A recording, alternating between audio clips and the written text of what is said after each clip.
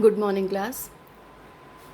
कुछ नए बच्चे हमारी क्लास में ऐड हुए हैं जिन्होंने पिछले दिनों ऑनलाइन क्लास अटेंड नहीं की थी। तो सभी की सुविधा के लिए आज हम लोग पाठ 1 भारतेंदु हरिश्चंद्र पुनरावृत्ति के तौर पर पढ़ेंगे। सबसे पहले भारतेंदु हरिश्चंद्र के जीवन के बारे में जान लेंगे, क्योंकि किसी लेखक का जीवन परिचय लिखने से पहले अगर हमें उसके बारे में विस्तृत जानकारी है तो हम याद आसानी से कर पाएंगे। भारतेंदु हरिश्चंद्र को हिंदी साहित्य की गद्य विधाओं के जनक के रूप में जाना जाता है। जितनी भी आधुनिक हिंदी गद्य की विधाएं हैं, उनमें से अधिकतर विधाओं का जन्म भारतेंदु हरिश्चंद्र के द्वारा हुआ। 1850 में इनका जन्म हुआ, सन 1850, और सन 1885 में इनकी मृत्यु हो गई। 35 वर्ष की अवस्था में ये साहित्यकार कह सकते हैं कि इतने सारे ग्रंथों की रचना कर गया कि एक साधारण व्यक्ति के लिए असंभव है। इसीलिए इनके नाम पर ही भारतेंदु युग का नामकरण हुआ। और भारतेंदु युग की समय सीमा में जो अलग अलग पुस्तकों में हमें पढ़ने को मिलता है, किसी पुस्तक में 1850 से, किसी में 1857 से, किसी में 1868 से। तो 1850 में इनका जन्म हुआ, इसलिए 1850 से कुछ विद्वान मानते हैं। 1857 अर्थात 7 वर्ष की अवस्था में इन्होंने पहला दोहा रचा था, इसलिए 1857 में कुछ विद्वान मानते हैं भारतेंदु युग। और 1868 ईस्वी में इन्होंने साहित्य में औपचारिक रूप से कह सकते हैं पदार्पण किया, कविवचन सुधा पत्रिका का संपादन करके। कविवचन सुधा पत्रिका का संपादन 1868 में, जब ये 18 वर्ष के थे तब इन्होंने किया।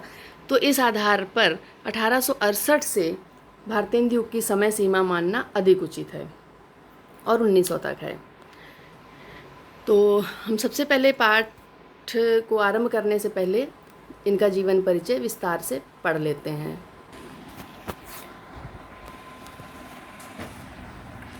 इनके जीवन परिचय को सबसे पहले कुछ पंक्तियों में अगर हम कुछ अलग लिखते हैं, देखिए बहुत सारे बच्चे पुस्तकों से पढ़कर याद करते हैं, लिखते हैं परीक्षा में, पर जब हम कुछ अलग करेंगे, उसमें हमारी कुछ अपनी रचनात्मकता होगी तो अच्छे अंक मिलेंगे हमें। जीवन अवधि सबसे पहले किसी भी कवि या लेखक का हम जब लिखते हैं जीवन परिचय तो उसकी जीवन अवधि जैसे ये लिखी हुई है। फिर सन 1850 की घटना थी, भारतेंदु का उदय हुआ जब काशी में घर में श्री गोपाल चंद्र के नव उछाह था, माता पिता की छाया उठी शीघ्र ही। बहुत शीघ्र ही, लगभग 10 वर्ष की आयु के थे तभी इनके माता पिता की मृत्यु हो गई। नहीं किसी विद्यालय में पढ़ पाया, घर में पर्याप्त साधन ना होने से और कह सकते हैं कि साहित्य में रुचि होने से, काव्य रचना में रुचि होने के कारण ये आगे विद्यालय में नहीं पढ़ पाए, पर घर पर ही। फिर ऐसा नहीं कि पढ़ाई नहीं, इन्होंने स्वाध्याय से, स्वयं अध्ययन करके, अपने आप सेल्फ स्टडी से ज्ञान था पाया। नाम सूक्ष्मावलोकन लिखेंगे इसके बाद, जैसे आपको बताया जा रहा है इसी तरह आप परीक्षा में लिखेंगे। नाम भारतेंदु हरिश्चंद्र, जन्म वर्ष सन 1850 ईस्वी, स्थान काशी में, पिता का नाम गोपाल चंद्र, युग भारतेंदु युग, संपादन, देखिए हम सूक्ष्मावलोकन लिख रहे हैं इसलिए हम अभी केवल एक एक रचना या एक एक बहुत संक्षेप में बताएं। जब विस्तार से आगे जीवन परिचय तो उसमें पूरा विस्तृत वर्णन देंगे।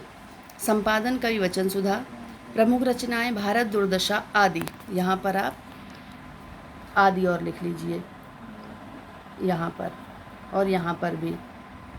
भाषा सरल सुबोध और खड़ी बोली, शैली मुहावरेदार, साहित्य में स्थान, युग प्रवर्तक साहित्यकार, ये कॉमा नहीं लगाना है, युग प्रवर्तक साहित्यकार और आधुनिक गद्य के जनक, यहाँ पर आप लिखिए आधुनिक गद्य के जनक, आगे ऐड कर लीजिए आधुनिक गद्य के जनक। अब इसके पश्चात हम आगे जीवन परिचय विस्तार से पढ़ते हैं। जीवन एवं साहित्यिक परिचय। भारतेंदु जी का जन्म वाराणसी में सन 1850 ईस्वी को गोपाल चंद्र गिरधर दास नामक एक ब्रजभाषी कवि के पुत्र के रूप में हुआ। अर्थात इनके पिता जो थे वो ब्रजभाषा के कवि थे। उस समय ब्रजभाषा ही थी काव्य में। भारतेंदु युग में भी काव्य में ब्रजभाषा का ही प्रयोग रहा।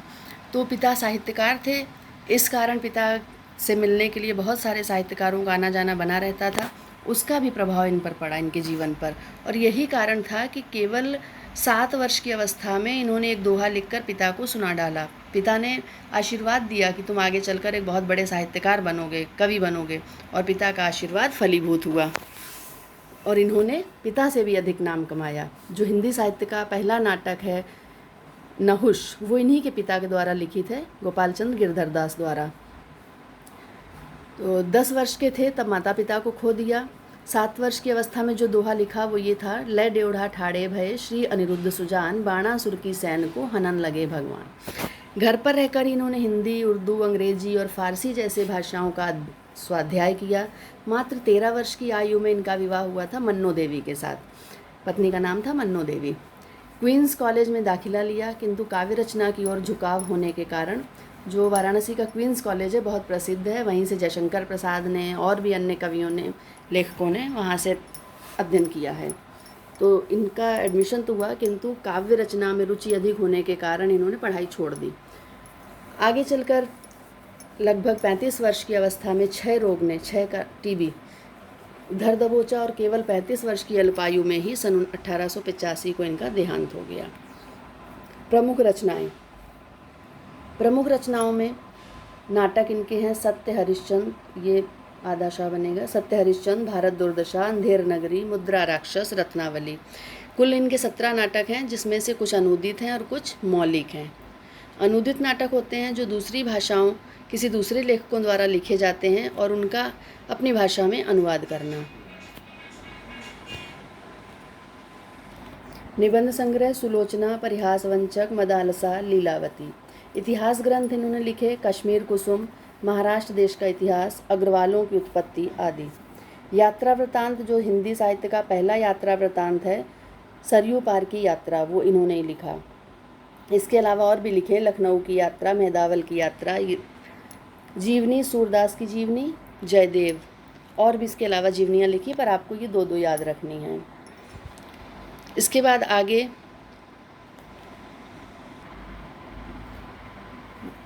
भाषा शैली। भारतेंदु जी से पूर्व हिंदी भाषा का स्वरूप स्थिर नहीं था। जब भारतेंदु जी ने कविवचन सुधा पत्रिका का संपादन किया तो उससे पहले भाषा का कोई, जो गद्य का कह सकते हैं, कोई स्वरूप निर्धारित नहीं था। भारतेंदु जी ने, काव्य में तो ब्रजभाषा चल रही थी, अवधि चल रही थी, परंतु गद्य में स्वरूप निर्धारित नहीं था। भारतेंदु जी ने हिंदी गद्य को एक नया स्वरूप दिया, एक स्थायित्व दिया। उन्होंने इसे जन सामान्य की भाषा बनाने के लिए इसमें प्रचलित तद्भव एवं लोक भाषा के शब्दों का यथासंभव प्रयोग किया। क्योंकि इनका मानना था कि निज भाषा उन्नति है सब उन्नति को मूल, कि अगर हम अपनी भाषा की उन्नति करते हैं वो सभी प्रकार की उन्नतियों की जड़ है। इससे हमारे देश की उन्नति शीघ्र हो सकती है। उर्दू भाषा के प्रचलित शब्दों को भी स्थान दिया गया। लोकोक्तियों व मुहावरों का प्रयोग करके उन्होंने भाषा के प्रति जन सामान्य में आकर्षण उत्पन्न कर दिया। इस प्रकार भारतेंदु जी के प्रयासों से हिंदी भाषा सरल, सुबोध एवं लोकप्रिय होती चली गई। शैली का अर्थ होता है तरीका, लिखने का ढंग। भारतेंदु जी की गद्य शैली व्यवस्थित और सजीव है। इनकी गद्य शैली पर आधारित वाक्य हृदय की अनुभूतियों से परिपूर्ण लगते हैं। उनमें जटिलता के स्थान पर प्रवाह देखने को मिलता है। भारतेंदु जी ने अग्र लिखी शैलियों का प्रयोग किया। भारतेंदु जी ने शोध शैली, भाषण शैली, स्रोत शैली, प्रदर्शन शैली एवं कथा शैली आदि में निबंधों की रचना की। आप कोई 2 याद कर लीजिए। भाषण, आपको जो याद करनी है वो भाषण शैली आप याद कर सकते हैं, और स्रोत शैली। इसके बाद हिंदी साहित्य में स्थान। हिंदी साहित्य में भारतेंदु जी ने हिंदी भाषा और हिंदी साहित्य के क्षेत्र में अपना अमूल्य योगदान दिया। साहित्य के क्षेत्र में उनकी अमूल्य सेवाओं के कारण ही इन्हें हिंदी गद्य साहित्य का जनक, युग निर्माता साहित्यकार अथवा आधुनिक साहित्य का प्रवर्तक कहा जाता है। भारतीय साहित्य में उन्हें युग दृष्टा मतलब जो पूरे युग को देखने वाले, अपनी दृष्टि से उसका आकलन करने वाले। युग सृष्टा, सृष्टा का अर्थ है निर्माता, युग की एक सृष्टि करने, जैसे कि भारतेंदु युग इन्होंने पूरा रचा। युग जागरण के दूत और एक युग पुरुष के रूप में जाना जाता है। तो ये था जीवन परिचय। अब इसके बाद हम पाठ का अध्ययन करेंगे। इन्होंने ये पाठ लिखा, भारतवर्षोन्नति कैसे हो सकती है। कब लिखा? 1884 में। सन 1884 ईस्वी में बलिया में ददरी मेला, मेले का नाम था ददरी, कोई जगह का नाम बलिया में होगी, और उस जगह के नाम पर ही वहाँ पर मेला लगता। तो इन्हें बुलाया गया एक, क्योंकि इस समय इनका बहुत नाम था, साहित्यकार के रूप में इनकी बात लोग सुनते थे। तो कुछ लोगों ने, जो मेले के आयोजक थे, उन्होंने कहा कि आप आइए और आकर लोगों को बताइए कि देश की उन्नति कैसे हो सकती है। तो ये बहुत विचार करने के पश्चात उन्होंने ये निबंध लिखा, भारतवर्षोन्नति कैसे हो सकती है। क्या लिखा? प्रस्तुत निबंध भारतवर्षोन्नति कैसे हो सकती है ये में लेखक ने कुरीतियों, अंधविश्वासों को त्याग कर अच्छी शिक्षा प्राप्त करने की प्रेरणा दी है। लेखक का उद्देश्य है कि इन छोटी छोटी वस्तुओं के लिए विदेशों पर निर्भर ना रहें, कि हम हर छोटी बड़ी, उस समय, आज तो बहुत उन्नति हो रही है, लेकिन उस समय क्या था कि हर चीज़, भारत में सारी चीज़ें खुद नहीं बनाई जाती थी, बाहर से मंगाई जाती थी विदेशों से। तो उस पर इन्होंने व्यंग्य भी किया है, व्यंग्यात्मक शैली में। और यहाँ पर इन्होंने एक तरह से कह सकते हैं कि देशवासियों के प्रति सहानुभूति प्रकट की है, व्यंग्यात्मक भाषा में उसे लिखा है। यह निबंध दिसंबर, इसको आप याद रखेंगे, यह निबंध दिसंबर 1884 ईस्वी में बलिया जिले के ददरी मेले के अवसर पर देशवासियों को देशकारिणी सभा में के भाषण के उद्देश्य में लिखा गया। क्या लिखते हैं? आज बड़े आनंद का दिन है। छोटे से नगर बलिया में हम इतने मनुष्यों को एक बड़े उत्साह से एक स्थान पर देखते हैं। लेखक क्या कहते हैं कि हमारे लिए बहुत ही खुशी का दिन है, आनंद का, खुशी का दिन है, क्योंकि एक साथ इतने लोगों को एकत्र करना आसान काम नहीं है। परंतु जब आज थोड़ी थोड़ी दूर पर बाज़ार हैं तो लोग चले जाते हैं सामान लेने, किंतु उस समय मेले के रूप में ही सारी दुकानें लगती थी किसी एक जगह पर, वहीं लोग जाकर, आसपास के लोग, जो भी गांवों के लोग थे, अपनी गृहस्थी का सामान खरीदते थे। तो इस तरह सब वहाँ इकट्ठा हो जाते थे, और बहुत अच्छा ये तरीका था उस समय, जो आज़ादी की क्रांति चल रही थी उसे उत्साहित करने का, उस मशाल को और जलाने का ये बहुत अच्छा तरीका था, देशवासियों के मन में ये बात बिठाने का कि हम अपनी उन्नति कैसे कर सकते हैं, या कहें कि सोए हुए देशवासियों को जगाने का काम किया। इस अभागे आलसी देश में जो कुछ हो जाए वही बहुत है। लेखक ने यहाँ पर अभागे, क्यों? भाग्यहीन, भाग्यहीन ही कहा जाएगा जब व्यक्ति के पास सारे साधन हो, वो सक्षम भी हो शारीरिक रूप से, मानसिक रूप से, और फिर वो उन्नति ना कर पाए, तो ऐसे व्यक्ति को भाग्यहीन ही कहा जाएगा। हमारे हिंदुस्तानी लोग रेल की गाड़ी हैं। लेखक कहते हैं कि हमारे हिंदुस्तानी रेल की गाड़ी की तरह हैं। जैसे रेलगाड़ी में पीछे बहुत सारे अच्छे अच्छे डिब्बे, सारी सहूलियतों वाले डिब्बे लगे रहते हैं, फर्स्ट क्लास, सेकंड क्लास गाड़ी, बहुत अच्छी अच्छी, बड़े महसूल की इस ट्रेन में, महसूल की मतलब सुख सुविधाओं से युक्त इस ट्रेन में लगी है, किंतु जब इंजन नहीं चलेगा तब तक वो डिब्बे वैसे के वैसे ही खड़े रहेंगे। ठीक उसी तरह भारतवासी हैं, यहाँ इन्हें कोई आगे बढ़ाने, इनका नेतृत्व करने वाला कोई हो। यहाँ पर लेखक अफसोस करते हैं कि इन्हें कोई आगे बढ़ाने वाला हो तो फिर ये क्या नहीं कर सकते हैं। उदाहरण यहाँ पर दिया है कि जब समुद्र किनारे सभी वानर और भालू सेना बैठी हुई थी, राम स्वयं बैठे हुए थे इस विचार में कि समुद्र पार कैसे हो, और जबकि हनुमान जी को वो शक्ति प्राप्त थी, उनके अंदर वो बल था कि वो उड़कर समुद्र पार कर सकते थे, किंतु उन्हें याद दिलाना पड़ा, तब उन्हें याद आया अपना बल। तो जामवंत ने जब कहा कि का चुप साध रहे बलवाना, इतना सुनते ही देखिए हनुमान जी को कैसे अपना बल याद आया। लेकिन आज के समय में वो बल कौन याद दिलाए। अगर आप उम्मीद करते हैं, आशा करते हैं कि हिंदुस्तान के जो राजे महाराजे हैं, नवाब, रईस, हाकिम, ये सब आपको आपकी ताकत याद दिलाएंगे, तो क्यों दिलाएंगे। राजे महाराजा अपने राजकाज में, पूजा पाठ में, भोजन और झूठी गप्पों में लगे रहते हैं, क्योंकि उन्हें चिंता ही नहीं, उन्हें सिर्फ अपनी सुविधाएं मिल रही हैं, अपने लिए वो सोच रहे हैं। वो क्यों आपके लिए सोचेंगे। हाकिम का सरकारी कर्मचारी, तो जो भारतीय अंग्रेज़ सरकार के कर्मचारी हैं वो सरकारी काम में या तो घिरे रहते हैं या फिर जो समय बचता है उन्हें घुड़दौड़, थिएटर अर्थात मनोरंजन में बिता देते हैं। कुछ समय बचा भी तो उनको क्या गरज है कि हम गरीब गंदे काले आदमियों से मिलकर अपना अनमोल समय खोवें। वो क्यों आपके लिए, गरीब गंदे काले भारतीयों के लिए कहा गया क्योंकि उस समय गोरों का शासन था। तुम्हें तो वही मसल रही है। कवि ने कहा है कि तुम्हें गैरों से कब फुर्सत, हम अपने गब से कब खाली, चलो बस हो चुका मिलना, न हम खाली न तुम खाली। लेखक कहते हैं कि ये तो वही हो गया कि कवि द्वारा लिखा गया कि तुम्हें ना तो दूसरों से फुर्सत है, दूसरों की गुलामी से, और हम अपने गम में रोना रोया करते हैं कि हम कुछ कर नहीं सकते। तो हो चुकी उन्नति, ना तुम्हें फुर्सत है ना हमें फुर्सत है, ऐसे ही रोना रोते रहो। पहले जब आर्य लोग हिंदुस्तान में आकर बसे थे, आर्य का अर्थ है यहाँ पर हिंदू जाति से, राजा और ब्राह्मणों के जिम्मे उस समय क्या था कि पूरे हिंदू समाज को 4 वर्गों में बांट दिया गया था। ब्राह्मण, क्षत्रिय, वैश्य, शूद्र, और सबको अपने अपने काम दे दिए गए थे। ब्राह्मणों का काम था कि वो समाज को शिक्षित करें, विद्या दें। राजाओं का, जो क्षत्रिय थे, उनका काम था कि देश की रक्षा करना, नीति फैलाना। अब इसी तरह से वैश्य और शूद्रों के अपने अपने काम थे।